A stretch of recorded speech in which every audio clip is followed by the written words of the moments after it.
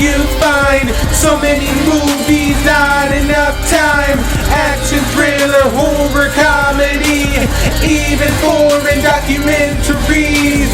History, mystery, romance, and crime. So many movies, not enough time.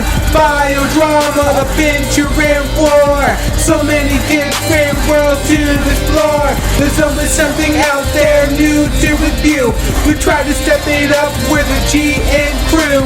Music, sci-fi, that is the rest. We try to be the very best. Now come and follow us, hit the link to subscribe, or come request to review, and don't be shy. Now sit back and enjoy this night. You better prepare, welcome to Guys Night.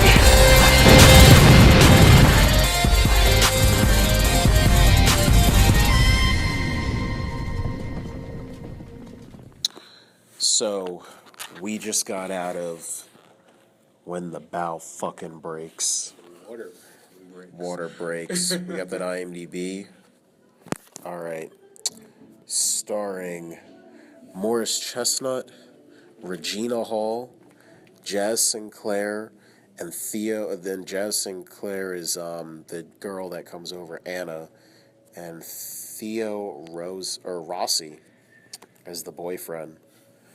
Oh man. So, long story short, I got a lot of hate in my heart for this one. So, Tracy Reynolds comes in here, retired from basketball, with his like Mike ass, just trying to start a family with Regina Hall, and he can't get her pregnant. So they decide to, through trying to, find a clinic, which is all right and all, but the girl lies about her entire profession, well, she might be a waitress really, but lies about her background, everything of that sort. She's actually in cahoots with the boyfriend, and they're going to take their plan initially, you don't find this out until midway, is that they're going to take this baby after they have it, get paid from what they're giving them, and then sell the baby, keep it for themselves, and get an extra $15,000 on top of the $40,000 they're getting. She's like, fuck that, kills the boyfriend and goes batshit crazy and falls in love with I almost called him Tracy Reynolds, with Morris Chestnut's character. Mm-hmm. So, I'm going to nitpick a lot of things in this, but this movie is one big old piece of shit. And I've been this literally is like if a piece of shit took a fucking piece of shit and just it's such a big fucking piece of shit that it's literally just in the asshole that just drenches and oozes with just bad movies, and it literally, in this asshole, is just a portal where the shit of shits goes. And when it goes in there, there's that one rare movie, in there that just, you wonder how is this made? And it's made because it's literally the waste of Hollywood like shit. Mm-hmm. Thus, it's the piece of shit of a piece of shit. I'm going to see that in the dictionary. So, this movie sucked. Mm-hmm. What do you think, Cadillac? It was... I had higher hopes for this movie. It reminded me almost kind of that... it was a remake. It had Beyonce in it. Obsessed. It was almost... Same company, by the way. A continuation of Obsessed, almost. Yeah. Sort of. But overall, the movie was, it was okay, but not okay in a good way. It was okay in a bad way. This is totally something I would see on Lifetime. We were warned by one of the ushers, just wait to see it on TV.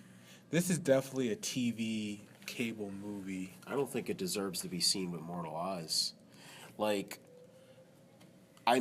Well, first let's nitpick. How about the fact that the boyfriend's plan, okay, that's fine. If the girl, here's the thing.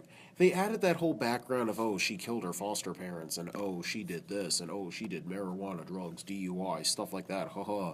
So, that's the agency's fault for not further checking out this person. So that's on them. But Really think about this. The boyfriend's plan, because I was talking to you. So he comes in here in this one scene and says, if you don't lie about how you're debating on keeping the baby so that we can keep it and go to Arizona and get the money, I'm going to tell them stuff that'll make them want to, like, leave you or something. But I'm like, it's established early on in the movie that the boyfriend hits her, domestic abuse and all that So stuff. why would they believe him? Well, not only why they believe him, wouldn't the first thought, because he's supposed to be stationed over in whatever war zone we're in, I don't know, I guess Iraq at this point, but wouldn't if he came to them in any form or capacity, wouldn't the first thing be like, why are you here? So we're automatically not going to believe you? Mm-hmm. And then you have the girlfriends, though. These are just dumb criminals. Then you have the girlfriends thing where she's like, oh, I'm going to keep the baby. But, and the thing is like, Morris Chestnut, it kind of isn't, he's an idiot in this because, after he finds the dead body, don't you think that'd be that alone? You have the dead cat, and you also have the fact that she's batshit crazy. But don't you think that would be enough evidence right there that you found a dead body that's homicide in the basement? And she obviously, because she didn't wear any gloves when stabbing the boyfriend, she was just like, yo, throw him in the basement, that's it. Let the body rot.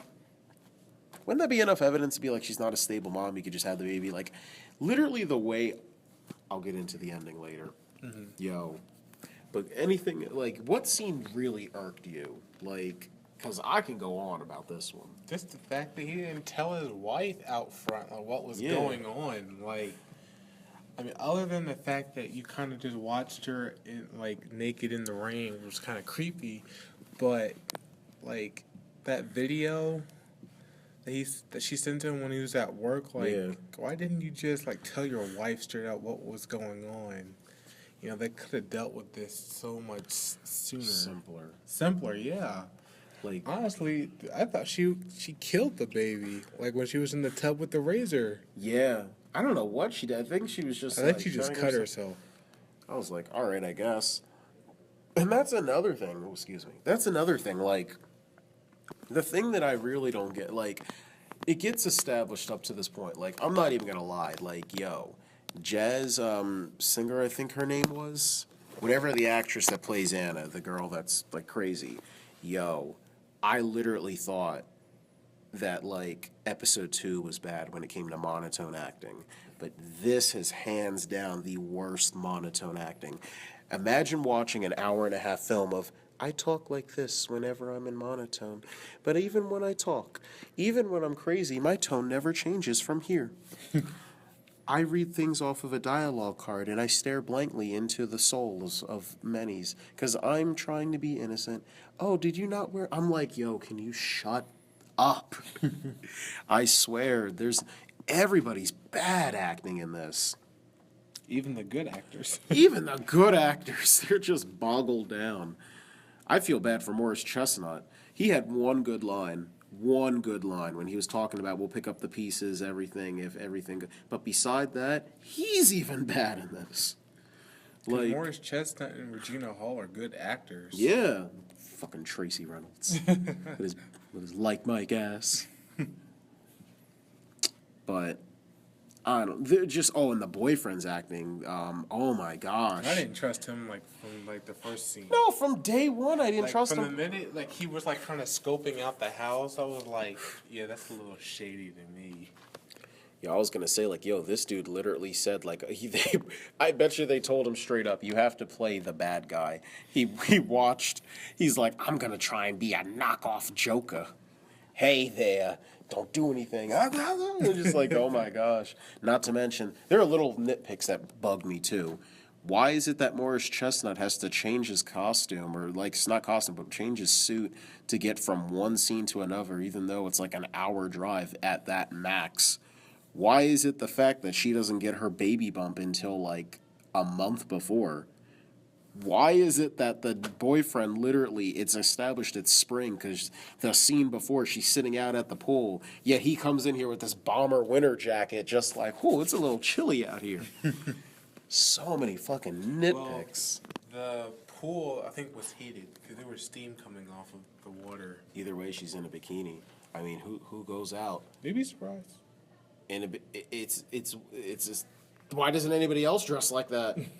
Everybody else was wearing this spring, summer gear. I'm just like, but yo, she's just like, he comes in here with this bomber jacket like, oh, I was at a bar by myself. I'm going to do all right at some festival. I'm just, little nitpicks like that, and then I'm just like, ugh. But, yo, the biggest thing, it just urged me. Okay, so it's not a spoiler. It's not. I mean, there are a couple things, but what do you think, Cadillac? Did Morris Chestnut sleep with her? Because That one scene, I want to say yes, because he went back to his wife and cried. So. Cried. He literally had tears coming down from off his face. I want to say he did. Like, I don't know. I mean, she said, "Do whatever you want, do whatever you can." Yo, hall make, pass. to make her believe that you love her. I don't want to know what it is. Just do whatever you can to make sure you get my baby back. I'm like, you just gave him a free hall. I don't want to hear what you did. I was like, BS. If a girl gave you a hall pass, whether it's months or years down the line, they're going to want to know what you did. Yeah, that's about to establish some drama in the future.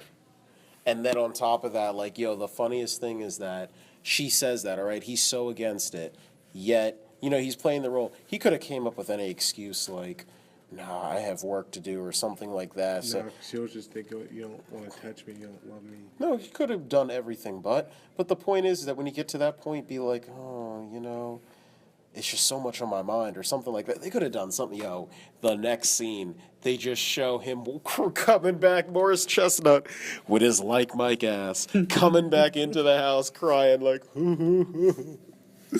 we lost the game. But, oh man, and then the ending. All right. So she kills the cat. Goes into labor before smashing Regina Hall's character. And that's another side note. I think Regina Hall looks better. That's just me personally. Yeah. Oh, hell yeah. She looked really good in that red dress. Yes, she did. She looked good just in general, even if she wasn't even dolled. Yo, I was just like, yo, Regina George, that's a MILF. That's sexy, man. Yo, that's a cougar / MILF / I'm about to get Tracy Reynolds swoop in that. But I think personally she looked better. I didn't like the girl that was, I don't know, it's just, I see where Morris Chestnut's looked like going. Sydney a little bit to me. Oh, you don't think so? Yeah, the hair maybe, but yeah, the hair maybe. I'm scared. It's just like, yeah. Well, at least it's a good thing if I'm saying she doesn't look as good. Wink, wink. You know who you are. But yeah. So I lost my train of thought. Okay, so literally they get to the house. Okay, and. You know, this is the where would she go and everything, quiet place, the obvious place, like the house, you know, like the getaway house. The lake house. Yeah. And he takes the baby. Morris Chestnut, if you've ever seen that one scene of SpongeBob where, like, SpongeBob's just making all that noise trying to get the secret box, that is Morris Chestnut. He takes one step. It's just like the creek.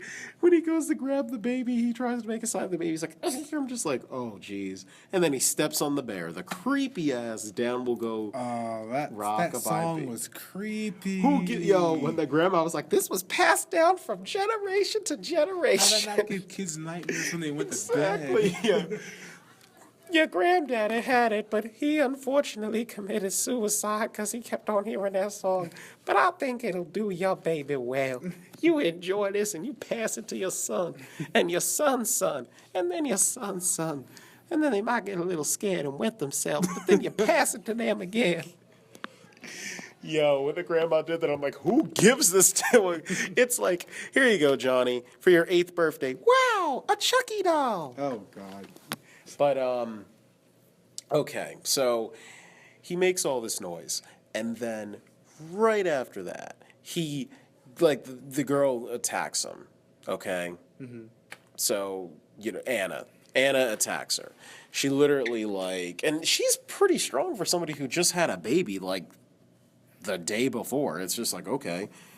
But, you know, he gets to a point to where, she gets wounded. Morris Chestnut has the baby, which is like my gas, and they're about to get to the car and everything. He's struggling everything, and the mom has her moment where she's like, "Oh, you're my baby" and everything. They turn on the lights and she's right there just chilling with a shotgun, and. Of course, she's gonna shoot, and I was just waiting for it. Like, this is so cliche. I'm just like, yo. I said outright, she's gonna run her over with the car. Not only that, but I knew that was gonna happen. But I said she's gonna say bitch. They haven't used one bitch in this whole movie. They're saving it for this moment. I was just waiting for it. I'm just like, 3, 2, 1. I'm tired of you, bitch. Ran her over, and then she's apparently from like one hit blow of a car, a sedan. She's like oozed, like the whole back of her like head is just like oozing out blood. Mm-hmm. And this is the thing that pissed me off. Keep on listening. So it gets to the ending, all right? All this damage is done. The police are coming. Morris Chestnut turns to the camera. We're gonna get through this. Credits roll. They don't wrap up anything. I'm just like, yo, what did I waste? Yo, I'm never going to get these 2 hours back. I'm never going to get these 2 hours back in my life. I can't live like this. So overall, what would your score be? Oh my gosh. I'll let you go first. I'm just going to give it a 1. 1. Only because of Regina Hall. Oh, good point. You actually, okay. I mean, she's done so much better. Oh, you as an actress. As an actress. Okay. Morris Chestnut too, but like they're lackluster. That movie was just bad. It's some shit. What is like my guess? I'm gonna give this movie, honestly, a 0.5. But because of Regina Hall's body, I'm gonna give it an extra 0.5, balancing it out to a 1. Mm-hmm. So the overall score for the Guys Night Crew is a 1 out of 4. All right, so that concludes this podcast. Till next time, be sure to like us on our Instagram page, Twitter page, Facebook, Podomatic. The intro's coming. iTunes as well. The intro's coming along with our Transformers review. I've been busy with work, but it should be up hopefully by next week for the intro for sure. And yeah, until next time, this is Jared Avery. In Cadillac. All right, and remember, this is a good example. We do what we do for the sake of the podcast. Until next time, we're out.